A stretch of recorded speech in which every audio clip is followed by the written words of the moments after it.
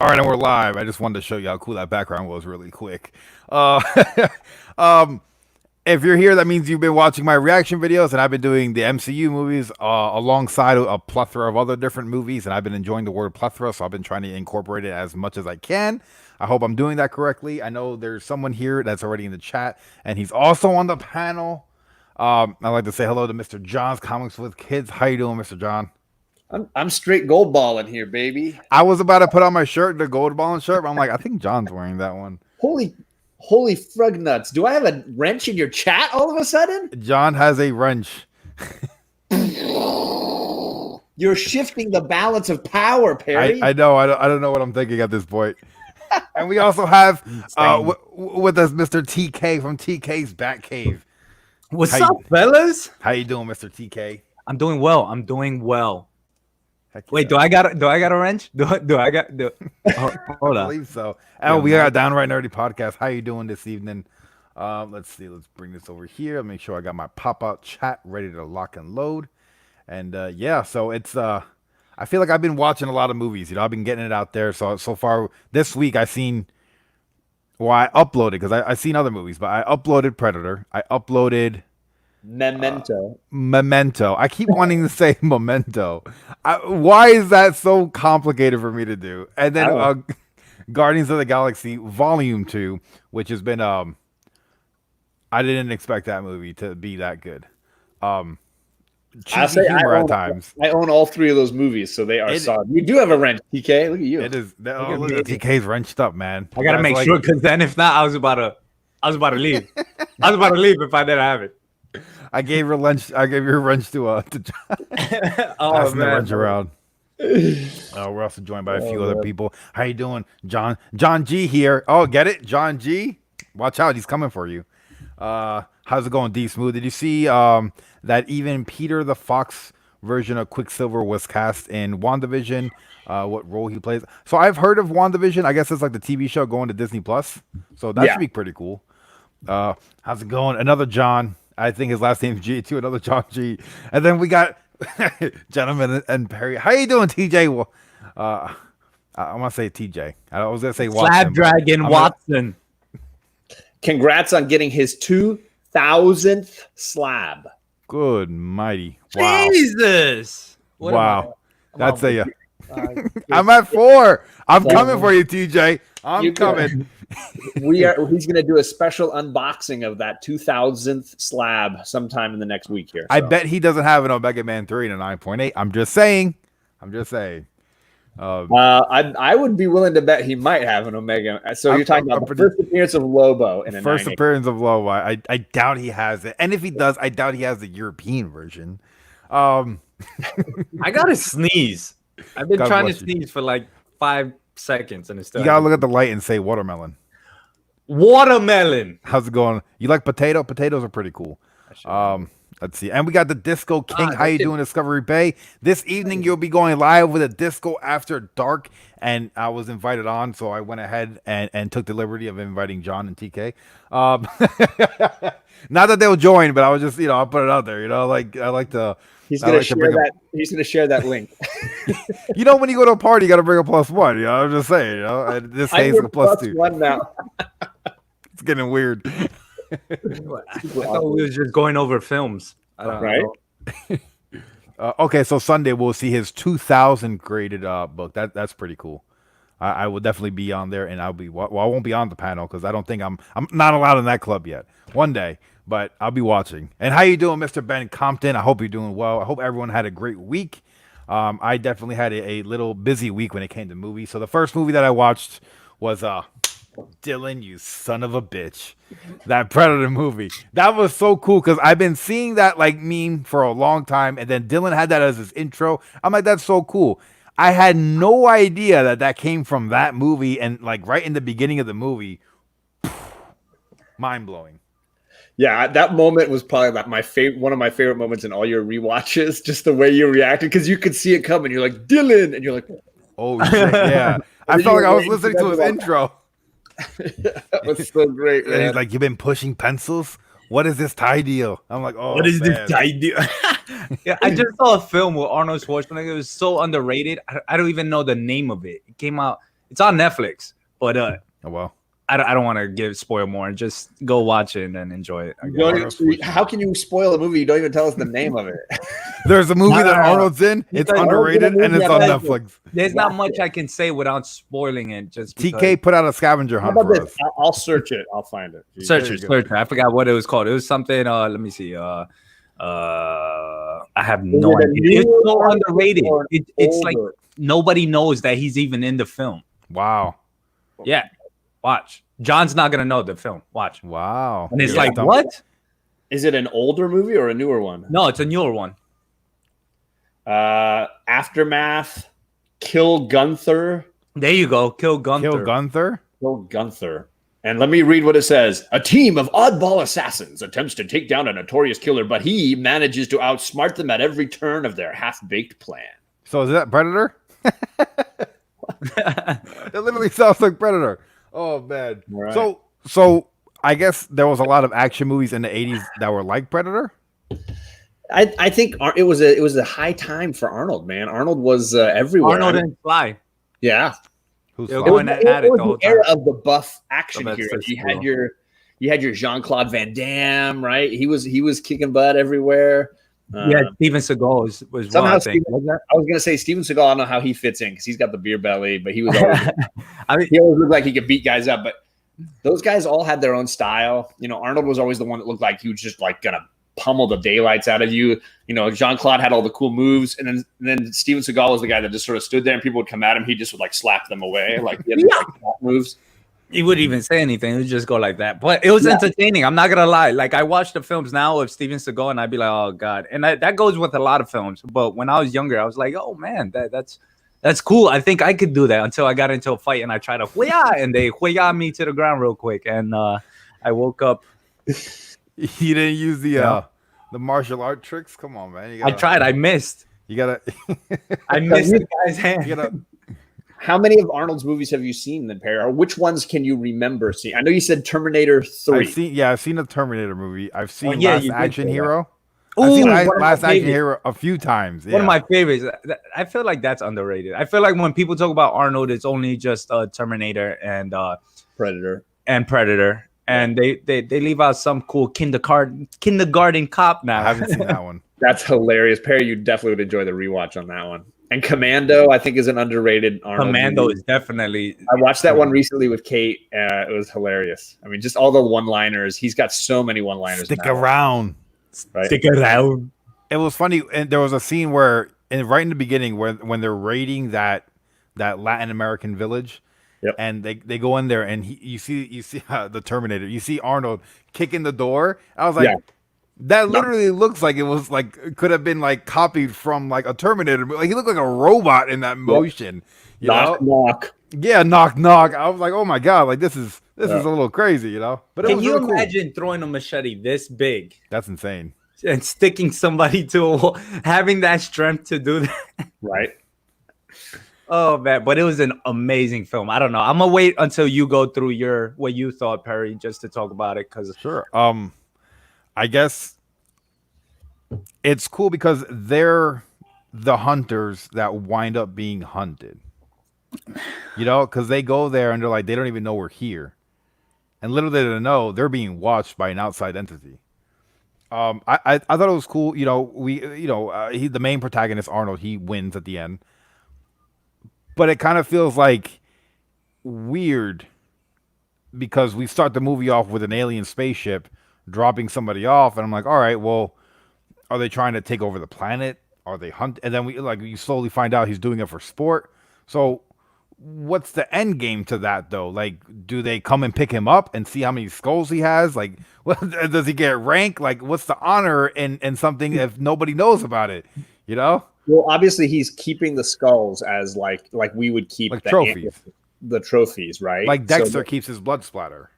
Right, but I mean, think of this more like hunting, where you would keep the antlers from the buck that you shot or whatever.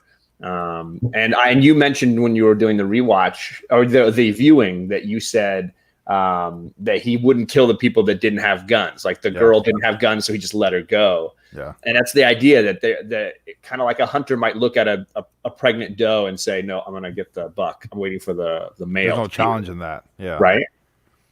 But then it raises the question, well, let's just put our guns down and run away. Yeah.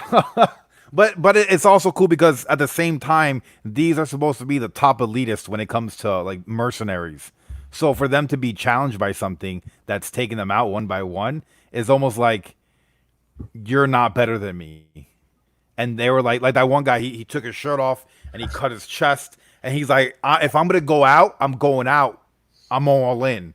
And then he died in a couple seconds. 5 seconds later, you 5 seconds later, you hear scream in the background. All the birds are chirping and moving out of the way. And it's like, damn, I wonder if that guy put a stand or he just cut his whole chest for nothing. We'll never know. The predator walks by him. Right? I mean, like Carl Weathers is the guy that does the son of a, he goes up with his 2 machine guns on his, and he loses both arms. Blown off. Unbelievable. Yeah, you know what's crazy? He's a governor. Yeah, Arnold was. Is Carl Weathers? Jesse I Ventura? think the other guy. Jesse Ventura with the machine gun, like the big, he's another. It was crazy because my comments started blowing up. 2 like governors. A movie that turned out to be with 2 governors. I'm like, that's insane. Like that blew my mind away. I was like, I only knew about Arnold. How's it going, Z Collects? He says, go buy another movie at Blockbuster. Continue your reaction. I appreciate it. Well, we got some more people in the chat. Let me just say hi real quick to everybody joining us. I'm trying to scroll on up. Where am I? I'll go over here. We got Zeke joining us and with the super chat. I appreciate that. Terminator. I probably will get to that. Watch like the first one. I was big on something that not a lot of people watched. The Sarah Connor Chronicles TV show. It only had 2 seasons, and I enjoyed it. It's funny because I was in a Game Informer magazine, and it was an ad. I was like, oh, that looks really cool. And then I went and I like vividly remember going into my room and turning the TV on, and it was like episode 1 was playing. I was like, "Oh, this is awesome!" Like this is so cool. Only Perry would start by watching the Sarah Connor's Chronicles. It was awesome. And Terminator 3. It left off with a cliffhanger, and we never got season 3. The best 2 movies in the whole saga. The only reason that saga exists is because of the first 2 movies, and you're watching all the exactly. He's watching everything around that surrounds it, and that makes it like, don't watch that film. It looked pretty cool to me, Mr. Techbot. He was actually live before. I jumped in his live stream for a little bit. I was watching. He does like Funkos and like comic books and like all around pop culture stuff. Nice. And he was talking about like custom pops, like what would you like to see Funko Pops, and one of them was Predator. Like, wouldn't it be cool to like see like Arnold, like all the whole cast, like stuff like that is pretty cool. So I appreciate you for. I'm surprised they haven't done that. Right? I would think they have like those pretty big market. Yeah. Those machetes were fun. Throwing machetes were fun. There's a place down the street where you could go throw an axe. Yo, there's one in the city right now that I want to go to. You throw an axe. I was thinking about it. I'm it's scared all about though. Drinking beer and throwing axes. I feel like if I go like this, like the top of the axe is gonna fly back. Yeah, I don't know. I threw a bowling ball once and it went into the other lane. I'm not good when it comes to stuff like that. Oh God. We got aggressively relaxing. How you doing? YouTube used to be 90. No, YouTube's 90. How you doing, man? Wasn't he fishing? I could have swore I seen something about you fishing or something. D Smooth. If you guys could have 2 heroes from the MCU fight with you. Wait, if you could have 2 heroes from the MCU fight with you against Superman, who would you choose? I'm not fighting against Superman. Why would I be fighting against Superman? That seems a little. That's a full premise right there from the beginning. I gotta say, I've been enjoying Groot. So if I want to hang out with anyone, I want to hang out with Groot. I know we're gonna get the Guardians, but that when Groot was getting hurt and you hear him cry, I felt so bad. I know, I was freaking out. I was like, I don't want to see this. This is horrible. What is this, PG-13? This is a horror movie at this point. Not near Mint. How you doing? We got Jay Blitz. How you doing, Jay Blitz? They have a Predator pop, right? I don't. Yeah, think so. I'm pretty sure. I'm sure I've seen that in one of the stores. And Thanks I was for like, becoming a member. Mr. Tuck, do you have a Predator pop? But no movie scene pops. Oh, okay. Oh, like I think they were talking about when Dylan is like, Dylan, you son of a bitch, and they shake hands. Like that would be a cool pop of both of them like shaking hands. Yeah. But yeah, no, I appreciate you becoming a member. For members, I drop stuff in the community tabs, like full reactions and stuff like that. So it's pretty cool. If you ever need anything, just message me. He said, "Take my money." Gladly. And James Blitz, thanks for becoming a member, man. Same thing for you. Let's see. I'd want to hang out with Rocket. He's good planet. So, what'd you guys think of a Predator? Because you guys watched my reaction, so it's like you guys almost got like a pretty much a revisit to the movie. Because I'm not sure how. When was the last time you guys actually like sat down and watched Predator? It's been a while. I think I've watched the Terminator movies more recently, just because I was trying to see if my girls could handle them, but I don't know if they're ready for those yet.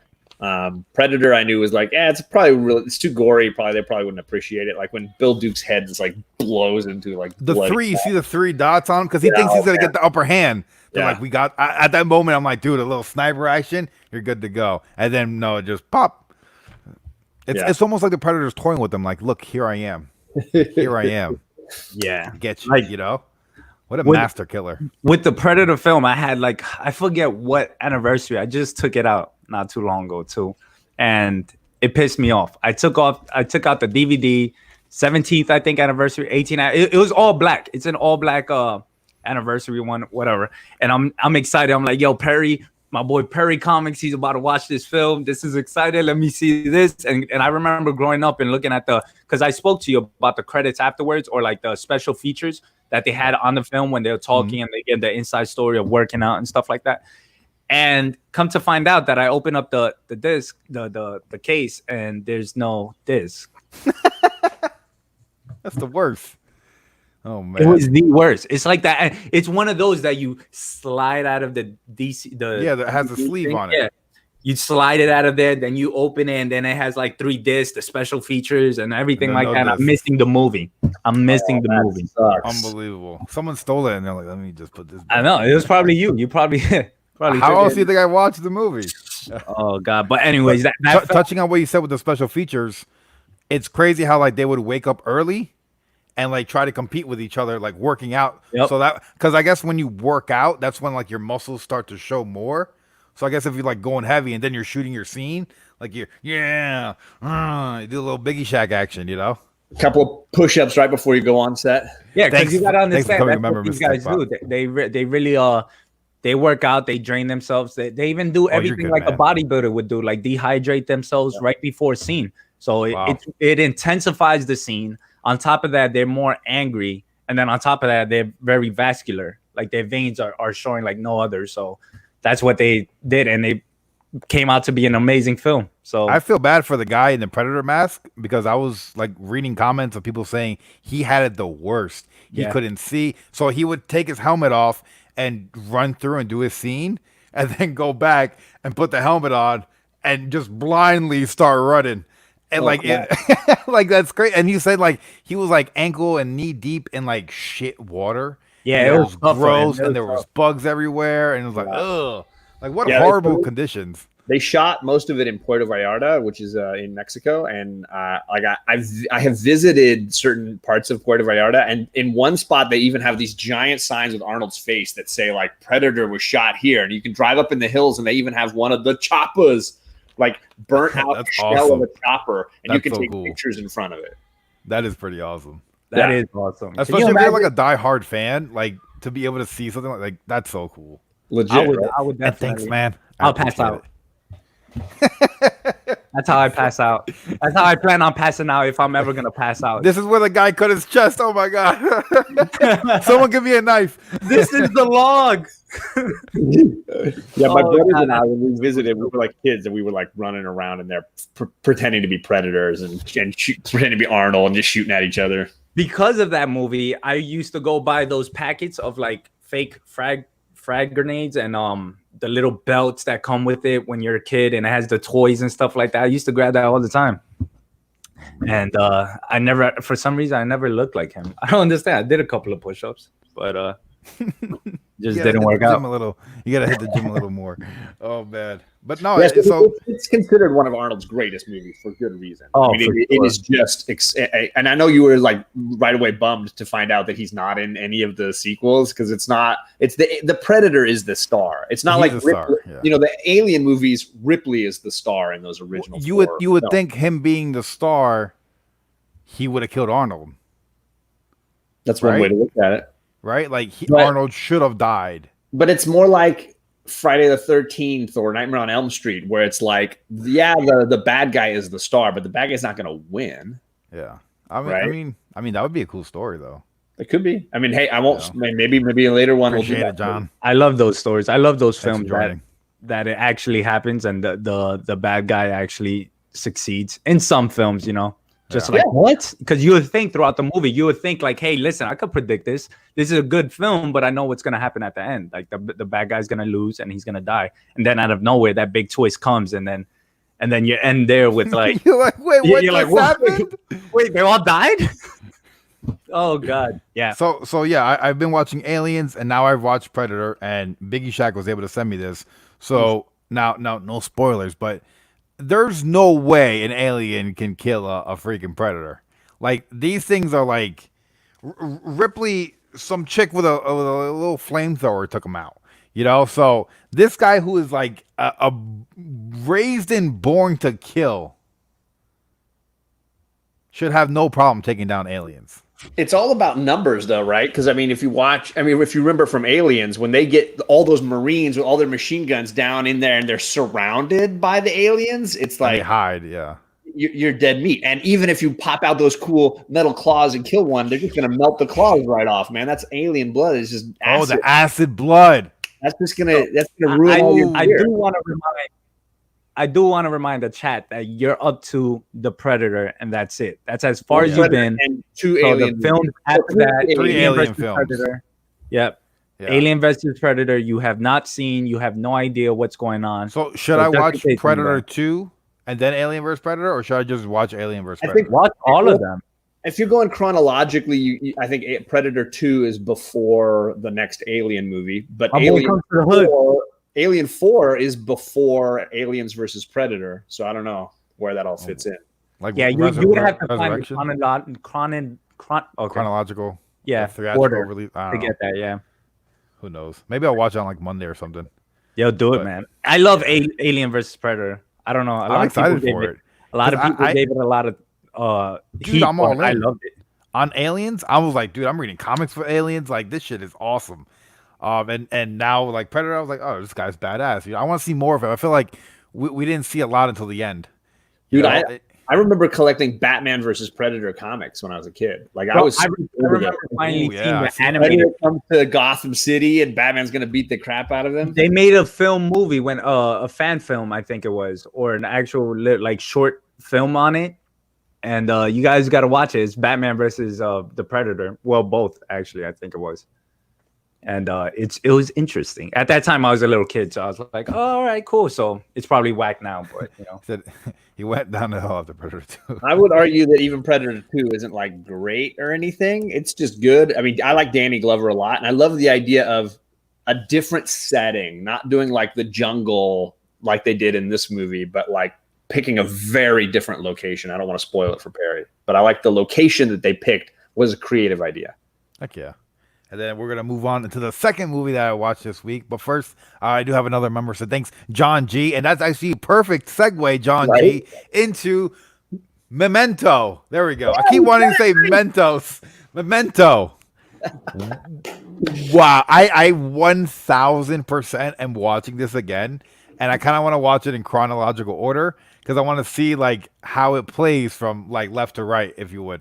Yeah. So if you haven't seen Memento, this is a movie about a man with short-term memory loss who's hunting the killer and rapist of his wife.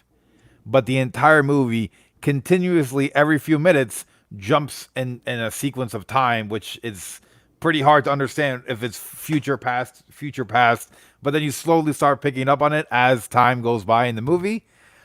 And it is freaking awesome. And it's funny because like every few like maybe like 8 minutes it'll time jump, and it's like his short-term memory loss only lasts a few minutes, 20 minutes, 10 minutes, and then what?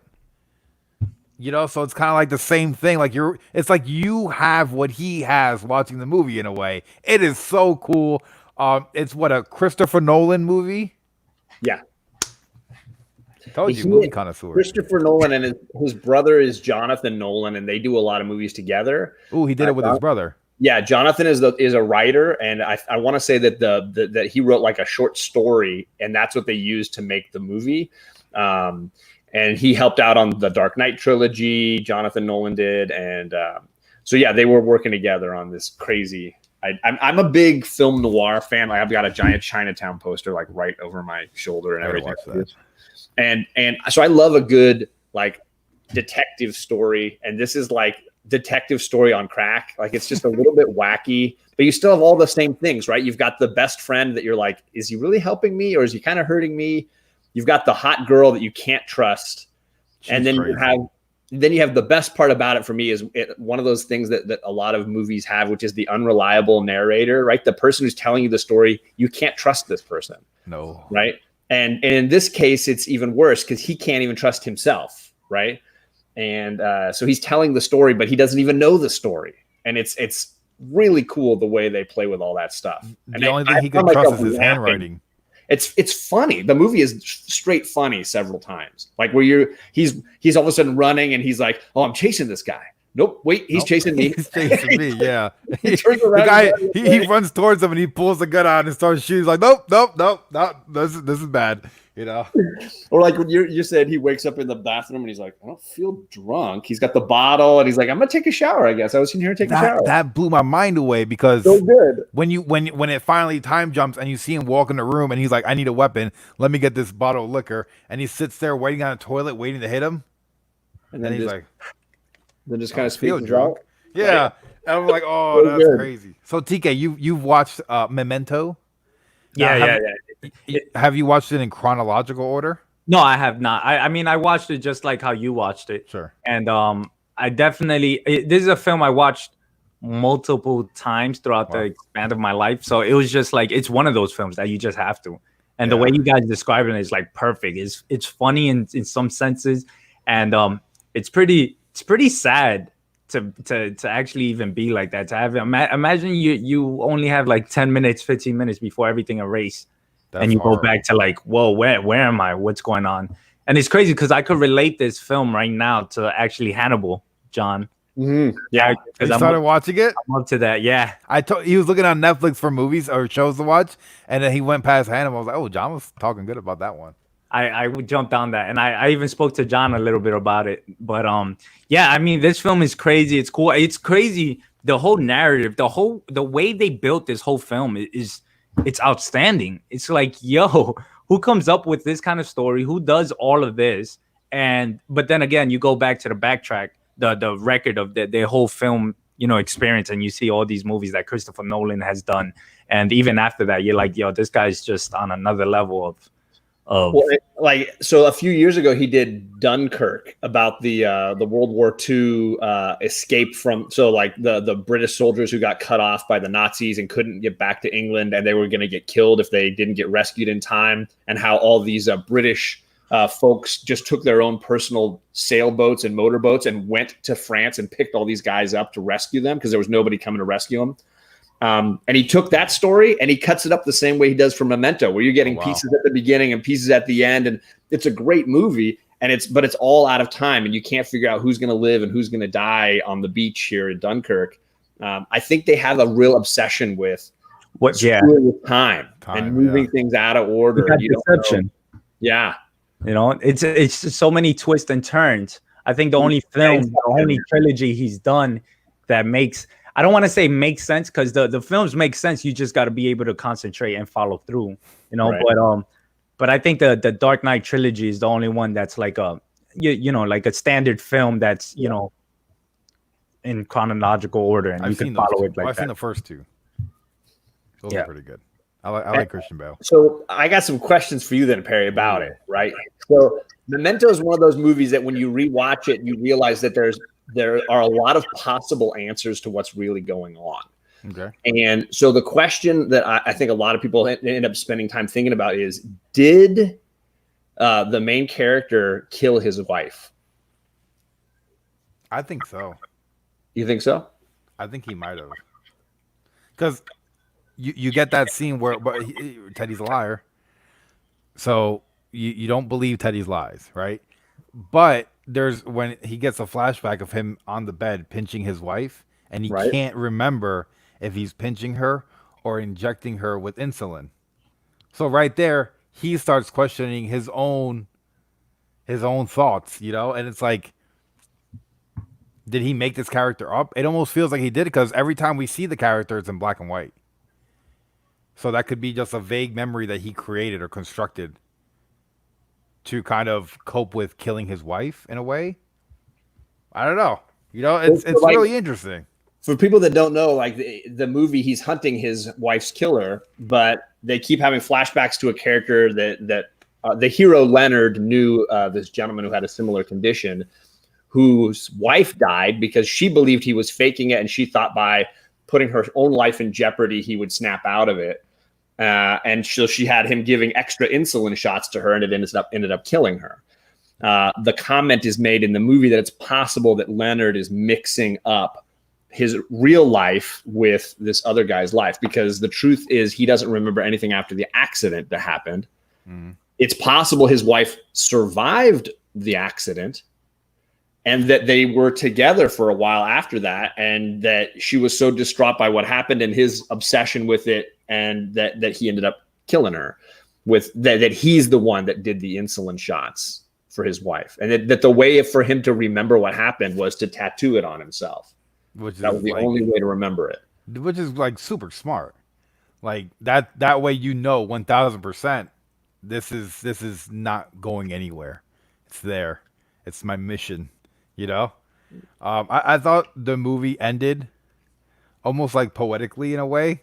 Like, oh well, you got me going around all these different towns committing these crimes, thinking I'm getting justice. Well, you know what? You'll be my next John G. Right. Like, wow. And then you see him writing down the license plate, and that's the license plate he's tracking throughout the whole movie. I'm like, oh man, this is so good. So yeah, I really like it. I can't wait to watch it again. Like, it is a really good movie. So right. So for people who don't know, I'm thinking about, I found a video store like an hour away that sells like VHSs and DVDs. So all the movies that I've been watching, I'm gonna go out and start buying like DVDs and VHS. I gotta get like a video player, the VHS DVD player first. Dude, those are expensive. DVD player or VCR? No, they have the combination. They have a VHS and a DVD player in one. Some comic hunter John's cracking me up. Anybody watch old Japanese movies? And in my head, I'm thinking, like Seven Samurai, and he's like, no, Battle Royale. Old boy. Movies from the last 20 years are not old, brother. Come on, man. Come on, brother. Godzilla. That is not old. That is not an old. Word for a false truth on your body. That's true. Yeah, a false truth. Yeah, that's the thing. That's why I can relate this so much to the character Will in Hannibal, John. That's why it's just like it's going through it, and that's why I get emotional. Like, damn, that's something serious. That just the problem that they have is something serious that they're battling internally by themselves. This is not something you can be like, hey, yo, help me out with this. This is something that you're just gonna have to battle throughout your years, throughout your life, just battling this. Which I think is one of the more interesting things about Memento on the rewatch is noticing his habits, because he talks about how the only way you can survive dealing with this is to have routines that you follow religiously, like checking the drawer in the hotel room or tattooing things and following your handwriting notes. He's got some unusual habits, like he kills that guy and then puts on the guy's clothes. How long has he been doing this? Like, whose clothes is he wearing at the beginning? He's got the plaid and the little jacket thing. Like, how many is this guy a serial killer? Is he just traveling around? They could have definitely expanded on this film, right? They could have. Well, Teddy's a genius in a way, because he's the puppet master, right? He's putting all the breadcrumbs and telling him where to go, and then if anything ever goes south, he's never even met this guy. All right. Who is he? Well, And is he that won't even remember. Is that a genius or is that just a regular guy taking advantage? Just a dirty cop. Yeah, yeah. Dirty cop. Can you imagine Complete. coming across someone like that and knowing how like you could just manipulate them in any way you want just because of their problem? That's the chick. Because at first I was like, oh, she's helping him. You know, she pities him. And then you start to see like she is off her rocker, dude. And then you find out that the first time that she even meets him, he's pulling up in Jimmy's car wearing Jimmy's clothes when she's throwing out the garbage, and she's like, "Oh, this son bitch killed Jimmy because Jimmy went to go do a drug transaction, a big drug $200,000 is not like chump change. That's like we're like, we're on some like." You know, he's driving a Jaguar, you know? And I raised that question in the beginning of the film, like, damn, how's he getting all this money to pay for 2 rooms? Like, that's expensive, dude. Like, to live in a hotel for months, it costs money, you know? Yeah, so those little habits that he's got, like, clearly he's killed enough people that he knows the second he takes somebody out, he takes their clothes. That's a routine he's got. He's done it enough times that he has remembered this routine. Right? That's crazy. How many people now, he's killed? As far as Teddy being a bad guy, like he's the Zodiac killer. I feel like if you watch the movie, Teddy slowly becomes a good guy who just gave up on the whole thing. He's the cop who was investigating the crime. He realized that Leonard needed some catharsis or whatever, so he helped him track down the original John G, helped him kill the guy, took pictures of it, and then hoped it would all be working out. But it clearly went sideways, right? This guy, Leonard, didn't remember it and still felt the need to hunt. So then it was like, how do I solve this? Well, I just keep giving him people to hunt and then maybe make it go to my advantage. I stop being a good cop and worrying about being a cop anymore and just start eliminating the people that I don't like anymore. Yeah. Yeah, man. This is just a film that I love these types of films just because the director or the writer, it makes it seem like they want you to just fill in the holes with your imagination. Like fill in your questions, try to come up with your answers in your head, but we will never give you the answer to it. It's almost like you prejudge a character and then they start showing you the full coin. And you're like, oh man, I didn't see that coming from that person. Like when she got in his face and she was screaming at him and then he smushed her in the mouth and then knocked her to the floor, and she goes outside and comes back in. He's like, I did what you told me to do. You know, like yo, she could play him like a fiddle. You know, like it is crazy. She comes in right at the beginning of that scene, and she's just going around collecting pens. She's just going around. She's already setting it up. She knew, yeah. She's just putting them all in her purse, going around. It was like, oh damn. She's a great actress, dude. Because when she came in the second time, I looked at her, I was like, damn, she pulled that off. I felt bad for her. Well, the two guys, the two characters that are not the lead, the Teddy and the girl, are Natalie, are both from The Matrix. I don't know if you recognize. Yeah, she looks super familiar. She plays Trinity, the main female. I didn't know Teddy was in The Matrix. I know him from Bad Boys. Teddy was the like bad guy in The Matrix who was like trying to get back inside The Matrix and like betrayed everybody. Like he was that character, the one who like swapped roles for this movie. Yeah, in a way, yeah. But so they're both. I always think of them from The Matrix when I see them together. Me too, all the time. Every time I see him, and I'd be like, "Oh, Bad Boys or The Matrix." Matrix #1. If you ever see, he did a movie called Perry would dig it too, called Bound. And I never see him as anybody but that guy now. Like he's kind of just this character. He's this like greasy gangster character whose girlfriend is banging the hot chick next door. That's like a big part of the story is the two girls. It's another like crime noir kind of thing with these two. Instead of a guy who can't trust the hot chick, it's a lesbian and she can't trust the hot chick that she's interested in. It's a good movie. What's that called? Bounce?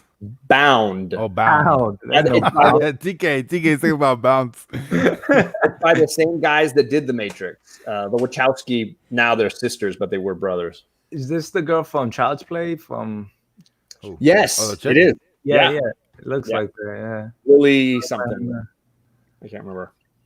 Damn. Perry, stop looking at it. Bound is a great movie. And it's very thriller-esque. I guess. So we touched on Predator, we touched on Memento, and then the final movie that I uploaded this week was Guardians of the Galaxy Volume Number Two. That movie came out of left field. I'm trying to think of a Marvel movie before that I actually like.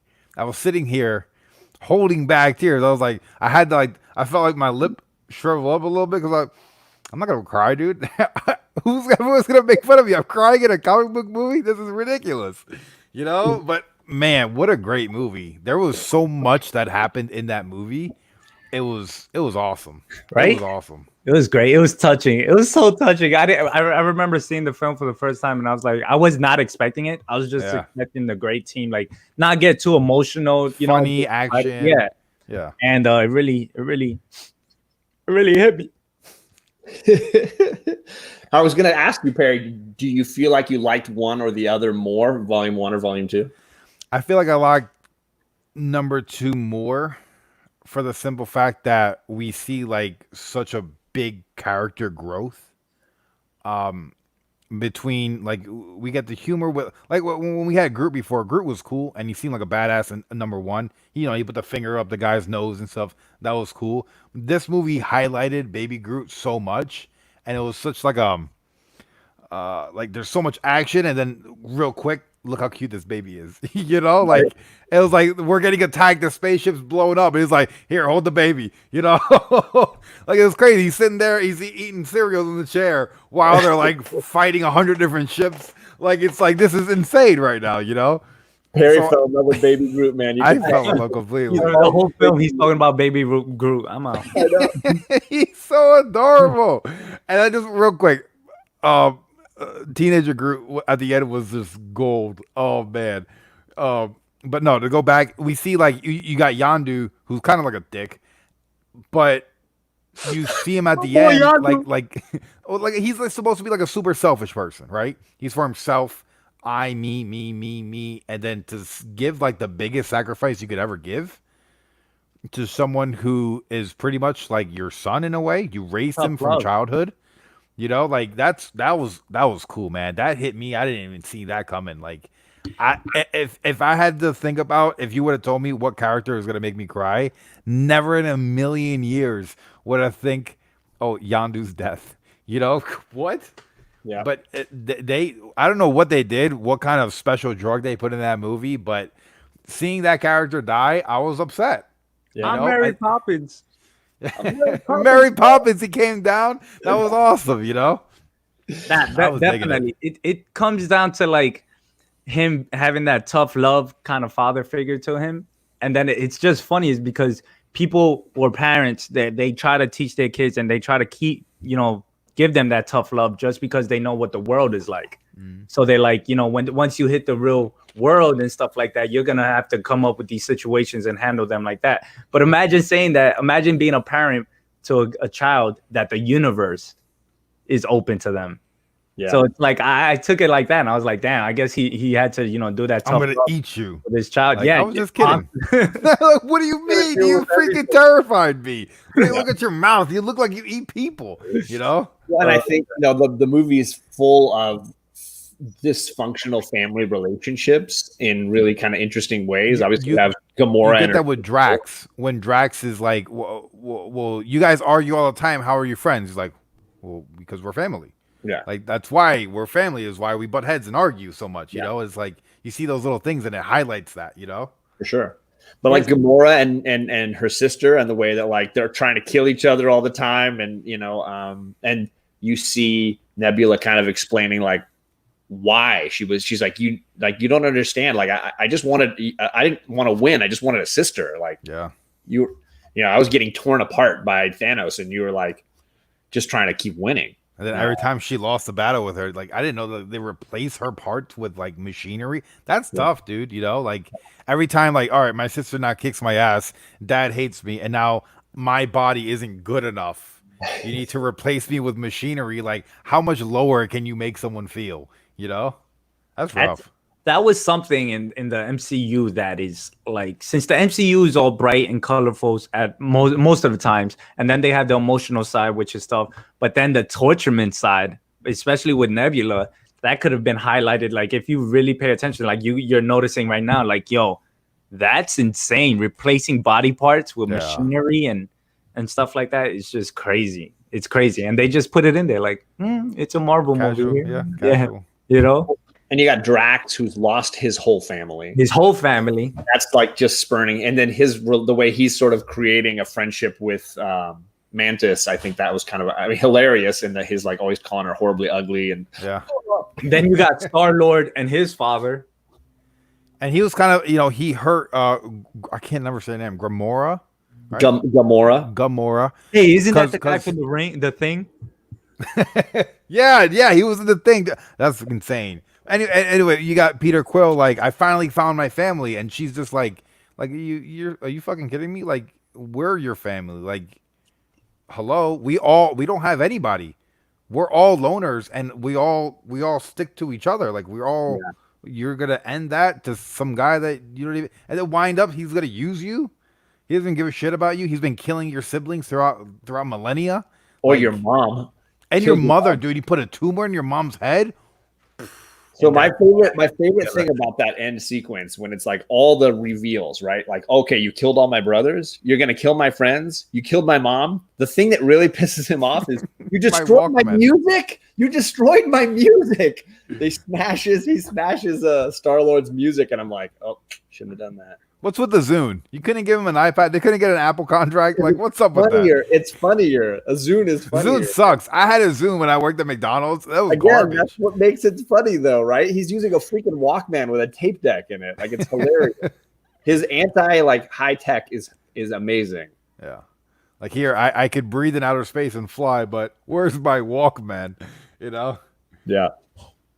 So I wanted to point out something that you might have missed, which was if I know you're not a big Guardians fan, and I'm not a huge Guardians fan. I know a little bit, but like in the comics, the original team was nothing like this group. Because like they completely different group of people. Wait, isn't Adam Warlock? Don't we see the original team? Yes, in part 2. Yeah. Sylvester Stallone's crew that he's hanging with at the end, that's the original Guardians of the Galaxy comic book crew. Yep. That's them right why there. Those guys are important, and they got a bunch of big stars to kind of play those parts. Because they were talking like it took Yondu's death for all of us to come back together. I was like, why do we give a shit? Yeah, like, I don't really like. This seems ridiculous. Yeah, wow, I didn't know that. Guys, those were the original comic book, at least version of the Guardians of the Galaxy. Wow, that was kind of a cool little. That is pretty cool. Easter egg. Yeah, that was cool to put them in. I mean, Sly out of everybody, but it was awesome. It worked out. He's super close friends with the guy that plays Yondu because they used to be in movies a ton together. Yondu has been a bad guy in like everything. Yeah, what was that? There's a horror film. I can look him up. His name is Michael Rooker. Let me see. Yeah, the actor's name. There's one great horror film he did. And so Yondu wasn't like he didn't actually have powers. Cliffhanger was one they did. Had that machine. Sly Stallone was in Cliffhanger with Michael Rooker. Michael Rooker was in a movie called Henry, Portrait of a Serial Killer. Yeah, that's one of my favorite films, and I had this whole paper due on that 1986 film, and it was great. It was such an amazing film. I love that film. I love his acting on that film. See, there's Cobra Viper who called it. Thanks, Cobra Viper. He got there. That was it. I was like, Michael Rooker, who played Yondu, is in Tombstone with Kurt Russell, who played Ego in this Living Planet. Ego. Oh, I wanted to screen share something real quick because I know that Comic Hunter wanted to see what the cover of the movie Bound looked like. So let me give you. Boy! Hey, prepare yourself, Comic Hunter. Yeah, be ready. Here we go. Hunter. Some comic book on John. There you go. So that's Gina Gershon and Jennifer Tilly. That's Christopher Nolan. No, Nolan didn't do this. This is the Wachowskis, the Matrix partners. Okay. And it stars Joe Pantoliano, the guy who played Teddy in Memento. He's the gangster husband who doesn't realize his wife might like chicks. But a great movie, Bound, if you haven't seen it. So there you go. Just a quick screen share. Sorry. Okay, boom. The Walking Dead. He's in also. Yeah, man. He was the brother. Let me see. Yeah. There it is. Yep. Yeah, man. So Perry, so you've seen Guardians, you've seen both movies, the only films that are out, and so where would you rank First of all, where would you rank Guardians of the Galaxy in your list? It's got to be like top 5. Top 5, right? Yeah. And then what film you'll pick Guardians 2 to be your number 1, I guess, right? I think Guardians 2 is better than the first one. So can we hear that list a little bit? Just a little bit? Well, I definitely got Doctor Strange and Guardians 2 in there for sure. I think we're seeing it's like every movie that so far, I guess in phase 3 is like we're seeing something completely different than we've seen previously.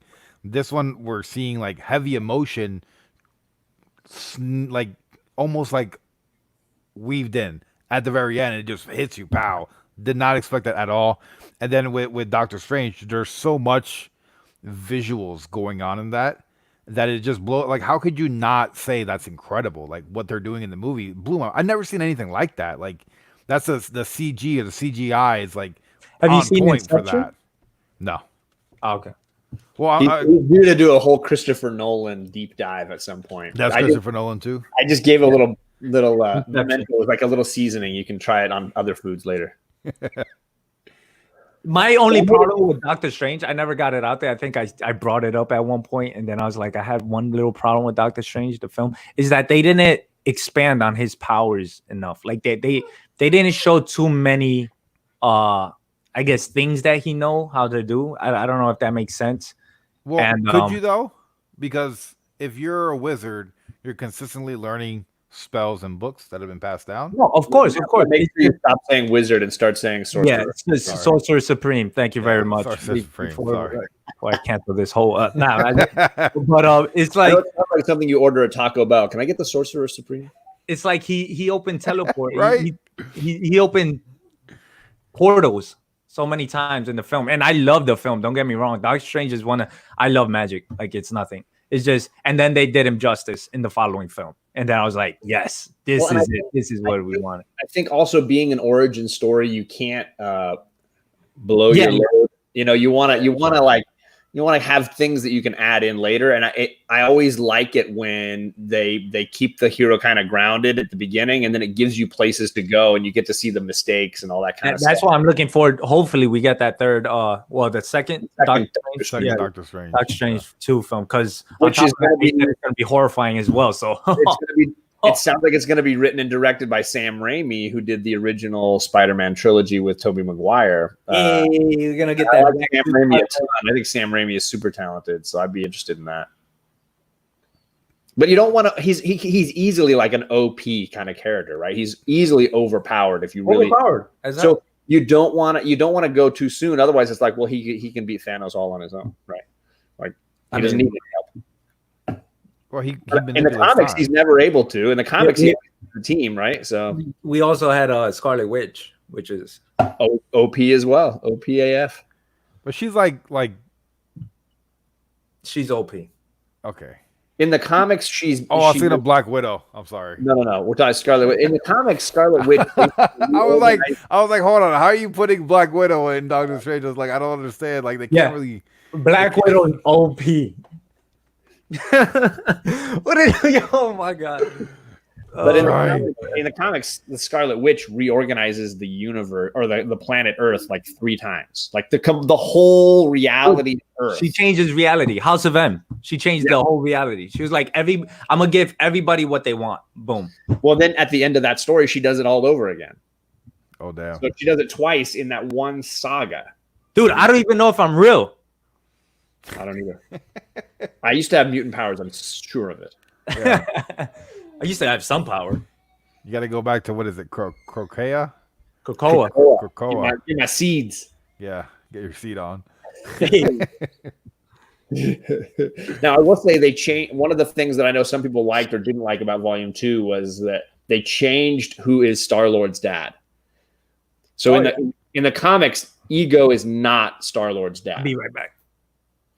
Star-Lord is from a whole planet where his father's the king of that planet, and he has certain abilities, but there's nothing like Ego would grant him. But is his dad like still evil like that? His dad is just a king who puts the empire ahead of his son on every turn. Like, so there's a little bit of that drama going. I think it's called Spartax or something. I can't remember the name of the planet that he's from.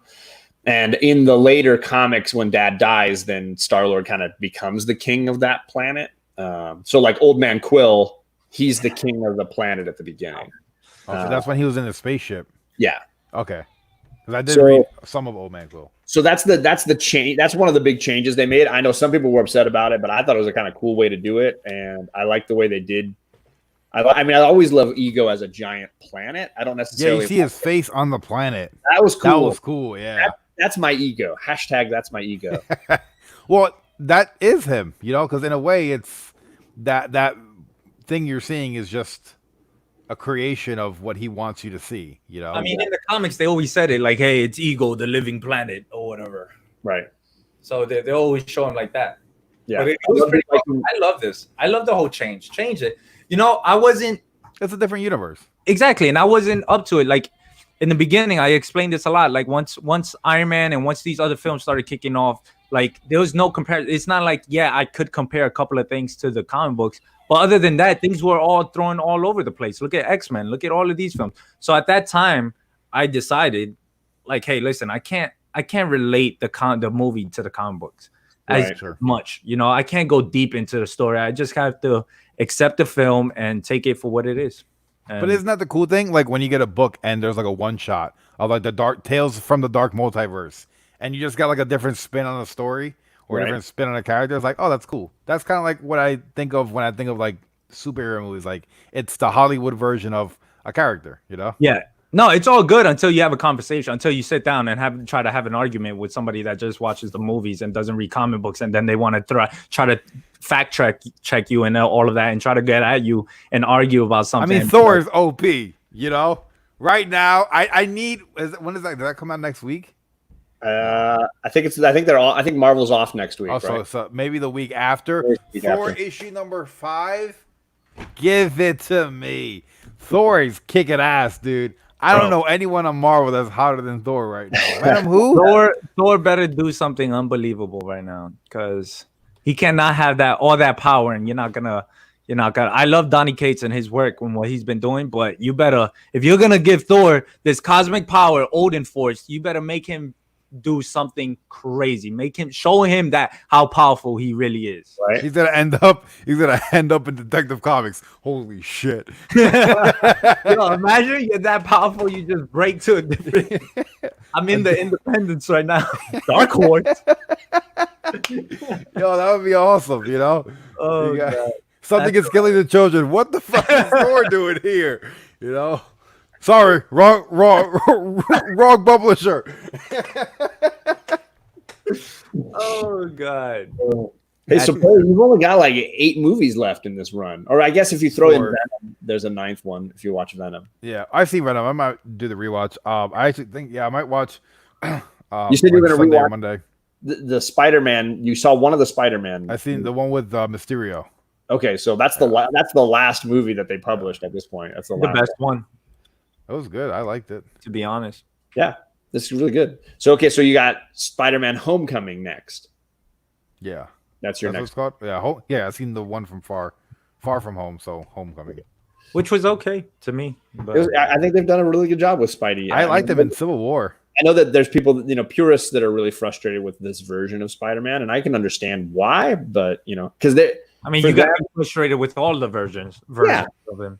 Well, I think the big problem they've got is that Spidey seems to have replaced his Uncle Ben and everything Uncle Ben taught him with Tony Stark, which makes no sense. Tony Stark is daddy.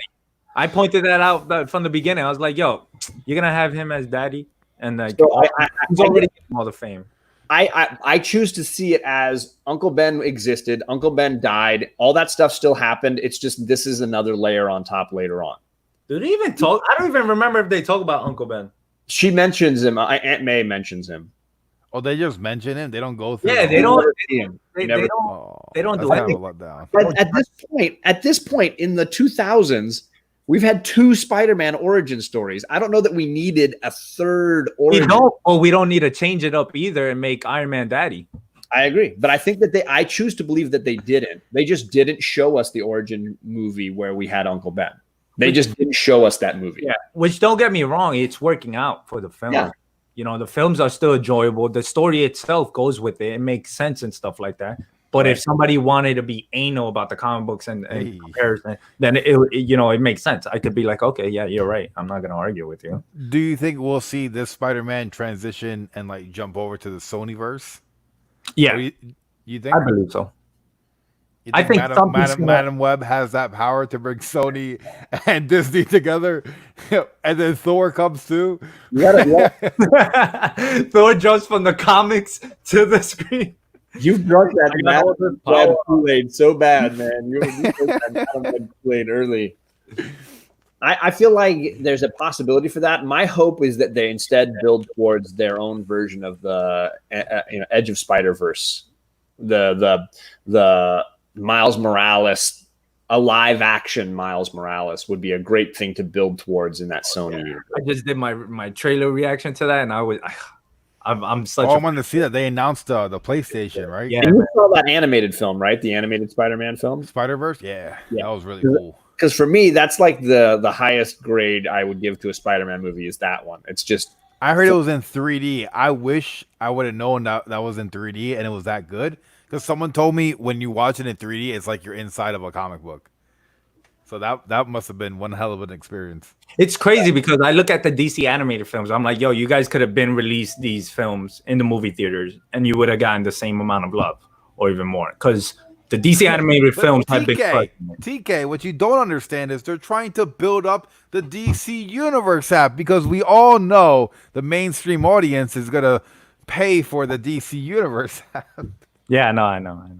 Why would they do that? They're so dumb. Nobody gives a shit about the DC Universe app.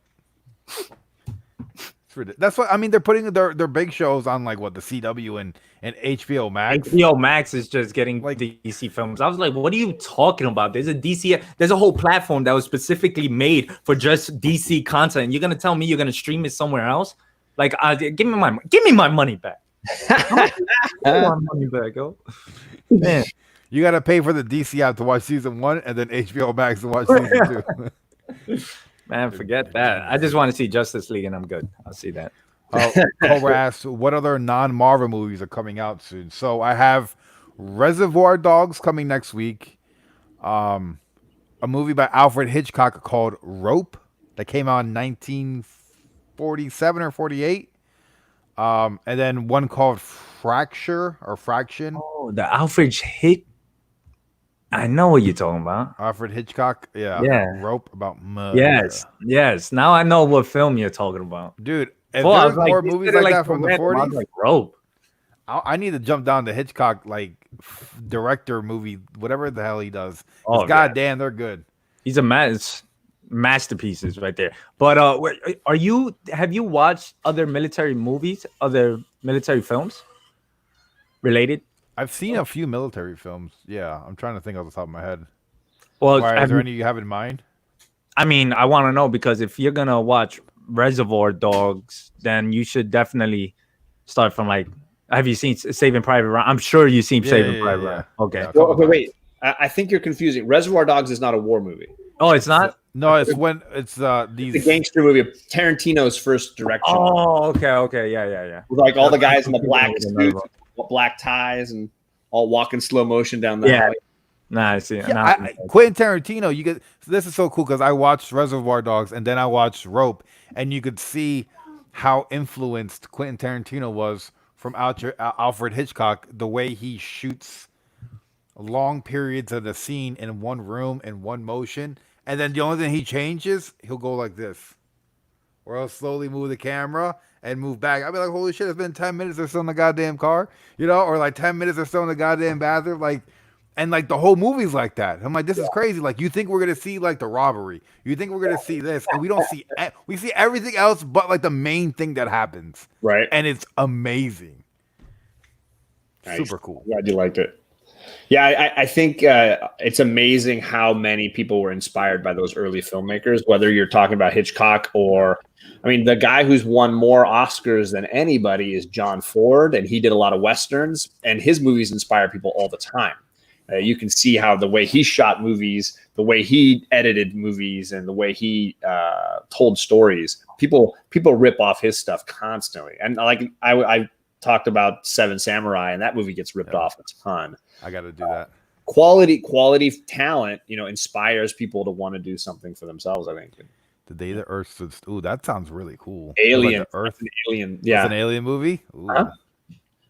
That was a good movie. Casablanca. I've heard of it. That's a black and white one, right? Yeah. Humphrey Bogart, the noir detective guy who was in a lot of detective movies. You see? Sweetheart. That's how they talk, right? Yeah. Something like that. Sure, why not? Yeah, sweetheart. It does have. I think Ingrid Bergman, who is in Casablanca, is one of the hottest ladies to ever be in movies. Smoking hot. Oh man. What's this one? Gunnan or Chaplin film? Yeah, the Chaplin film. Oh, Charlie Chaplin? Yeah. I think I've seen something like that in school. He's like the guy with the Chaplin was mustache. silent. Yeah, he was like a silent the movie silent actor. films. Mhm. I need someone to talk, or I'm gonna be talking the whole time. I want her to watch my favorite movie ever, David Lynch's Blue Velvet. Oof. I don't know if Perry's ready for that one, but it would be a Oh, hilarious viewing. I'm telling you right It's funny? now. No. Oh. It's twisted. The action is gonna be fun. Yeah. Oh man. Well, I think maybe at the end of next week, like next Saturday or next Friday night, I'm gonna watch Clockwork Orange. Ooh, So man. that's one that you told me is like stomach turning. Buckle up, bitch. I got the book over there, and like every day I sit down, I'm like, I'm gonna read this, and then like something inside me tells me like I should just hold off. I should just wait, because it's not a big book, so I could like sit down and read it in like a day or two. Yeah, so people were asking, what are the movies that are dropping next week? What are your reaction videos for next week? Yeah, so on the second channel, I got like The Wire and like anime stuff. This one for movies is gonna be Reservoir Dogs and Rope. Okay, and then and Spider-Man. And then Spider-Man. And I think I might have Star Wars out tomorrow, number 5. Oh, nice. Empire Strikes Back. Yeah, because they blew up the Death Oh man, Star, I just found my VHSs. and now they're gonna strike back. You know what? I want to get the VHSs because they fucked me up. Jabba the Hutt was a human. Because when Han Solo turns around, he said something about you being a human. I was like, he's obviously not a human. Like, that was so dumb. And then somebody told me in the comment section the reason why he said that is because he was a human, and later on in like the 90s, they turned Jabba into the Hutt into like this giant worm. Yeah. Or they CGI'd him some type of worm on there. So I'm like, that's so cool. I went back and like I went on Google and I found the images of what he was like a real dude. I was like, holy like they just cut it out of the movie entirely. They were like, we can't make this work. This guy's weird and it doesn't look the way I want to look. So they just cut the whole thing out. And then later on, they're like, hey, we can digitally put Jabba in the way I want him to look. That's crazy. Let's see. Guardians of the Galaxy 3. There's a date for it. I'm not sure. I don't know. I think all the Marvel dates are currently getting like shifted around because of COVID and stuff. I mean, we should have had Black Widow and we should have been getting the Eternals at Christmas, but that just got bumped. So now Eternals is 2021 and Black Widow's Christmas.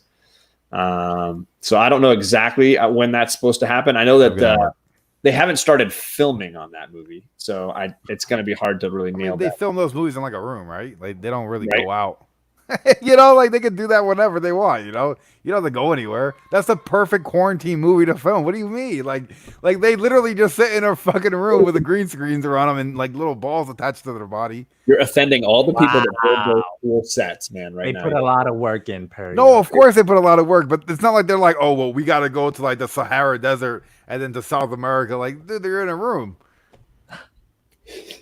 How dare you? I got a green screen over there. Where do you want me to go?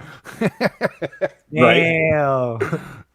I'm just saying, it's true. So as far as I know, the movies that they've like got on the docket for the next 2 years, it goes Black Widow and then Eternals.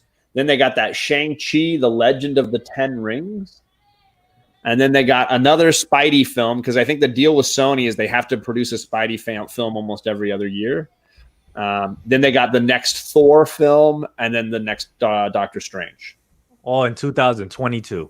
Yeah, that one's all the way into 2022 at this point. Yeah, I think the only film that I know right now that hasn't been changed in date, and I don't think it's going to change, is like Godzilla versus Kong. Other than that, for the Marvel DC movies, like they all been pushed. Yeah. Every other film I've known has been pushed, and it sucks. It sucks. We're gonna grow old, and we're gonna be like, yo, we had one more year of good films to go for, and look what happened. That whole thing happened. We'll be talking about it. Now, are we gonna get the same characters going into the fourth phase of Marvel? Some Like the same Thor, the same Captain America, the They same have not- Black yeah, they- Panther? We don't want to ruin any of it for you, but they have not, like, they haven't done one of those moves where they're like, we're just going to put a different actor in and call it the same guy. Because I feel like They did it. there's they like did it in 20 Iron Man movies. 2, right? They did it in Iron Man 2 when they the replaced switcheroo. That's the only time they've ever done it up to now. But they also said that they're gonna introduce characters that would make the original characters that are right now just become like cameos in these films. So it's like we should be having a whole new team or some of the new team. I've actually seen Young Frankenstein multiple times. Nice And now you've seen knockers. Star Wars. Yeah. Well, I gotta watch all of them first, but yeah, no, I know of Star Wars. I've never seen Casablanca. Wonderful Life or Trading Places. I have no idea what that is. Trading Places is an Eddie Murphy movie that I recommended to you today when I Oh posted that. yeah. Yeah. So I It stars Eddie, and it stars one of the Ghostbusters, Dan Aykroyd. I like and, Eddie Murphy. and it's about them literally changing, like the bum on the street and the Wall Street guy have to swap places, swap lives or whatever. It's very funny and a great Freaky comment Friday. No, it's more like a comment on the rich and the poor and like just living in each other's shoes for a little while, not literally swapping swapping their data. That's Freaky Friday. Oh, I watched Clueless. I watched it like by myself. Like me and my lady, we sat down, we watched Clueless on the TV. As if. Who picked it? Did you pick it? As if. Yeah. Oh God. Did you spot Ant-Man though? Were you like, hey, that's Paul Rudd? Oh yeah, he's totally young. But it's crazy because he doesn't age though. he looks a little bit younger, you know. He's got like a little bit more baby face. But no, he totally looks exactly the same. But it was a good movie. It was funny, alright, you know. very funny. Yeah. I enjoyed it. I don't know if it's a rewatchable movie for me, but I enjoyed it, you know. I got it out there. Let's see. Paul Rudd hasn't aged. He's a vampire. All right, well, this is the end. Let's see. And I'm trying to think. Star Wars should be next. So we'll continue doing another live stream next week. So that should be cool. John or TK, you guys got anything else coming out on your channels? Because they do have channels, if anybody doesn't know. They make content on here. Yeah, now imagine. I am working on like a Stephen King because I just got news that Children of the Corn is coming out. So I'm gonna look into that. Oh, the movie, that's on my list too. I already made my video on that, so I'm gonna just edit and hopefully have it out by tonight or tomorrow. But yeah. And I was looking through my books. I was looking for my books all over, and then I found this one. I was like, "Yo, this is such an amazing The Green Mile right here. Such an amazing book, and it fits to today's society right now." So just give me money. And then I got that first edition. Look at you! I didn't know you were such a King fan. Yeah, man. I still have more. I just need to find them. It's been a while since I've taken them. And then I have Running Man, which is okay. But I got that too. Arnold Schwarzenegger. I have Running Man too. You need to watch Rising Arizona. Raising. Oh, Raising Arizona. It's about a little girl named a little baby named Arizona. They're raising her. I'm serious. It's not watch Agents of Shield. I never seen Agents of Shield on my second channel. My Para Reacts channel. You can find it in my community tab. I'm going to be watching Agents of S.H.I.E.L.D. maybe in like the next 2 weeks or so. Oh, nice. Just the pilot, though, right? The first episode? I'm going to not watch. That's why I have the second channel, so I'm going to knock out every single episode. So I'm going to do them all. Where does that fit? Does that fit? Where does that fit? That's what she said. Cochino. Perry should dip into the Underworld series. I will eventually. And yes, TK has a channel. He's up to 144p. He's killing it right now. Hey, look at Bubs trying to play me. Quiet, Bubs. Bubs went live today or joined a live stream, and he was walking down an alleyway with this Tony Montana shirt, slightly ajar, baseball bat, breaking someone's kneecaps. I was like, oh my, you shouldn't go on a live stream, Bubs, when you're committing homicide. Joking, of course. Yikes. King Misery is probably my favorite King adaptation. Yeah, It's a good one. It's a really good. Desperation to reread. But, I'm a big Stand By Me and Shawshank fan. Those are my two probably. Yeah, favorite I'm a big fan of his writing. His endings are a little weird, and for most part, but it's cool. It's cool. But Perry, I wanted to ask you, out of the 3 films that we just spoke about, which one was your favorite? I think they all have different places for me. I think if I want to sit down and like, if I got some buddies coming over who wants to watch like some action pack, maybe throw some Bruise back, Predator all day. I think if I'm gonna sit down with someone and I'm like, yo, we're gonna blow your mind right now, Memento all day. And then if I want to sit up in the blanket during the winter with a box of tissues, I'm going with Guardians. That's hilarious. I love that. Great answer. So I don't know if I could rank them, but they're in their own separate categories. Nice. All right. Yeah, no evidence is left on the scene. But yeah, we'll see you guys live next week. Wait, I didn't. Oh yeah, I'm sorry. I'm so sorry. Completely, because TK went first, and I usually go like in a clock rotation. All right, it's all good. I'm just kidding. I have a crap ton of stuff going on next week, so definitely check out the channel. I'm going to be on a bunch of other channels though. I'm talking about Something's Killing the Children. I'm joining JP Collects, and we're going to talk about the first trade of Something's Killing the Children. Heck yeah.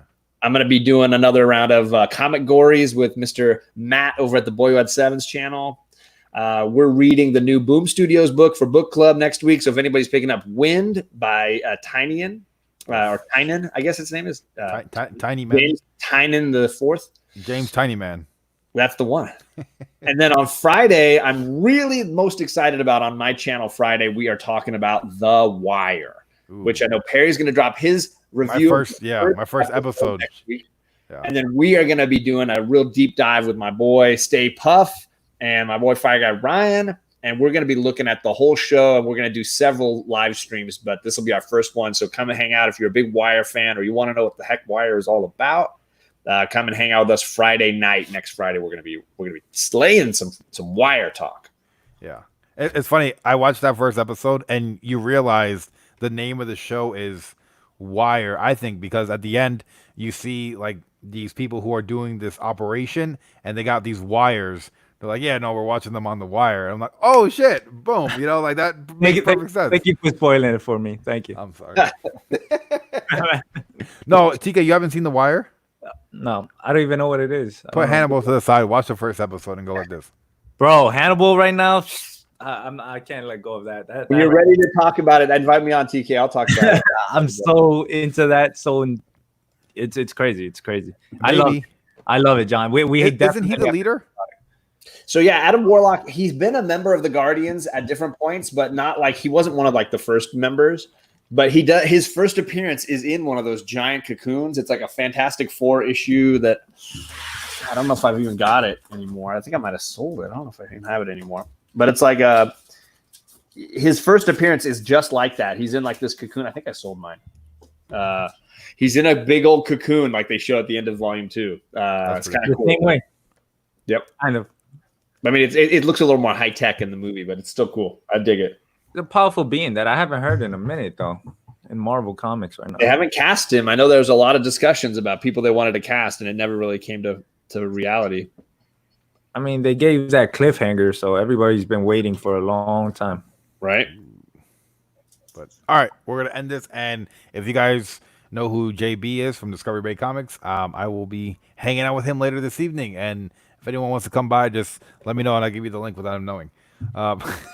Like, come on, dude, it's me. You're like, I give everybody the link, yeah. Oh, that's hilarious. But yeah. All right. Well, Perry, thank you for having me. John, it's always a pleasure. And thank you for the chat.